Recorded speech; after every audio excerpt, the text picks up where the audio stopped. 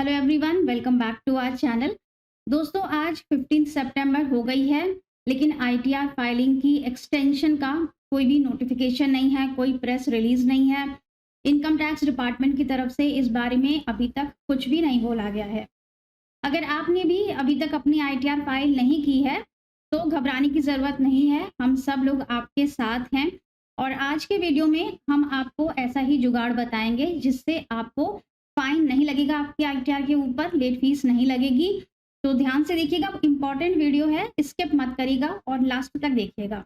तो दोस्तों, अगर आप अपनी आईटीआर आज फाइल नहीं करते हैं और इन केस डिपार्टमेंट डेट को भी एक्सटेंड नहीं करता है, आज ही ड्यू डेट खत्म हो जाती है और आप अपनी आईटीआर को फाइल नहीं करते हैं, तो आपको क्या-क्या नुकसान होंगे इससे। पहला तो आपके ऊपर लेट फीस लग जाएगी, 5,000 रुपए तक होती है।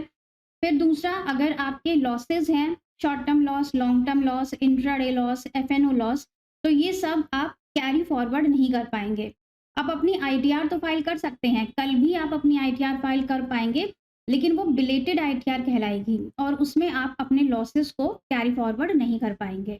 दूसरा नुकसान आपको क्या होगा कि आप ओल्ड टैक्स रिजीम को ऑप्ट नहीं कर पाएंगे।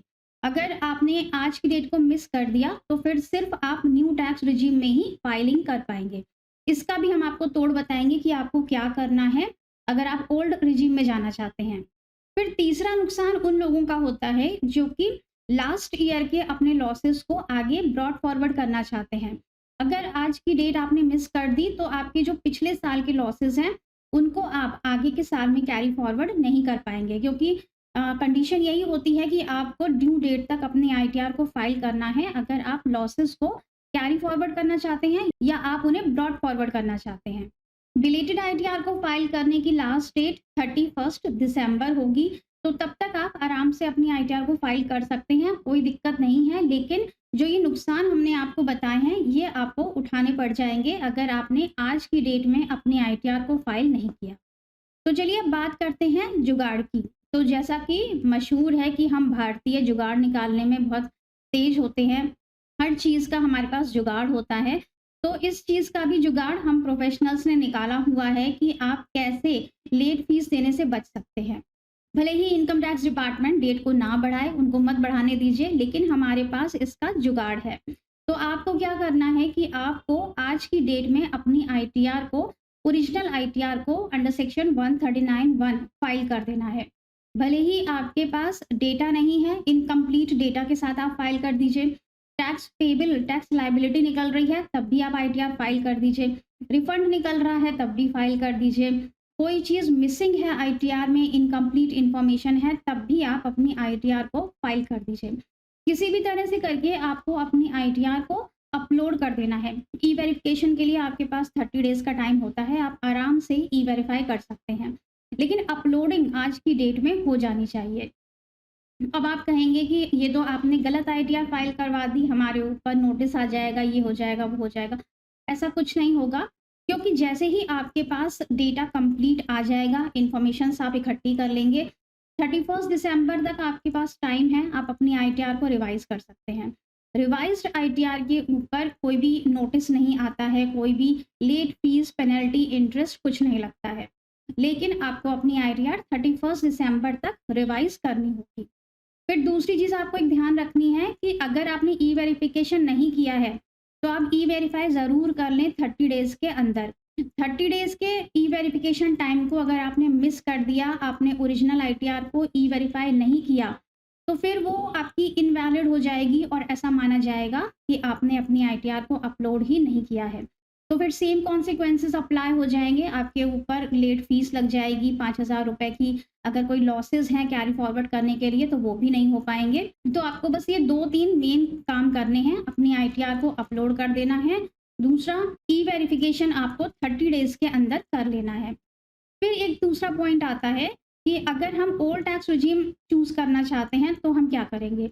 क्योंकि अगर आपकी आज की डेट मिस हो जाती है, तो फिर इसके बाद आप सिर्फ न्यू टैक्स रिजीम में ही फाइलिंग कर पाएंगे। ऐसा रूल है कि फिर आपको ओल्ड टैक्स रिजीम नहीं मिलेगी।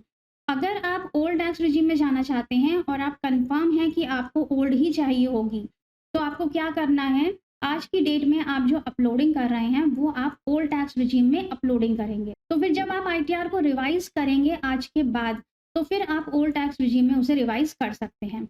लेकिन ध्यान रखिएगा कि आज की डेट के बाद फिर आपको रिजीम स्विच करने का बेनिफिट नहीं मिलेगा। अगर आपने आज उसे ओल्ड टैक्स रिजीम में फ़ाइल किया है, तो जब आप उसे रिवाइज़ करेंगे, तो वो भी आप ओल्ड रिजीम में ही रिवाइज़ करेंगे। और अगर आपने न्यू रिजीम को ऑप्ट किया है, तो जो आप रिवाइज़ करेंगे, वो भी आप न्यू रिजीम में ही रिवाइज़ करेंगे। और अगर आपने आज की डेट में फाइलिंग नहीं की है, आज की डेट को मिस कर दिया है, तो फिर जो आप कल फाइलिंग करेंगे, वो सिर्फ़ आप न्यू रिजीम में ही करेंगे, ओल्ड रिजीम अवेलेबल नहीं होगी। तो ये कुछ मेन पॉइंट्स हैं ध्यान रखने के। ऐसी कोई पैनिक होने की, घबराने की बात नहीं है कि आपकी आईटीआर फाइल नहीं हो पाई है। अगर आपको प्रोफ़ेशनल्स नहीं मिल पा रहे हैं, क्योंकि इस समय प्रोफ़ेशनल्स के यहाँ भी बहुत भीड़ लगी हुई है। अगर प्रोफ़ेशनल्स आपको नहीं मिल पा रहे हैं, टाइम नहीं दे पा रहे हैं, तो आप खुद से अपनी आईटीआर 1 को फ़ाइल कर दीजिए। भले ही आप आईटीआर 3 के लिए एलिजिबल हों, आप आईटीआर 1 को फ़ाइल कर दीजिए, उसमें कुछ भी डेटा आप दिखा दीजिए, जस्ट अपनी आईटीआर को अपलोड कर दीजिए। इसके बाद आप कल से किसी भी प्रोफ़ेशनल के पास जा सकते हैं, कल से सबके पास भीड़ हट जाएगी।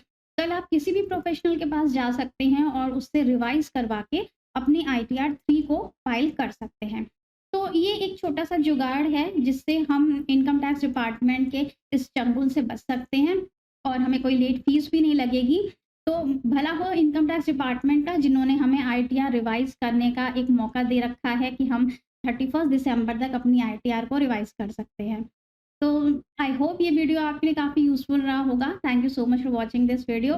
हमारे चैनल के साथ बने रहिएगा। मिलेंगे नेक्स्ट वीडियो में। Till then stay safe and healthy. Bye bye.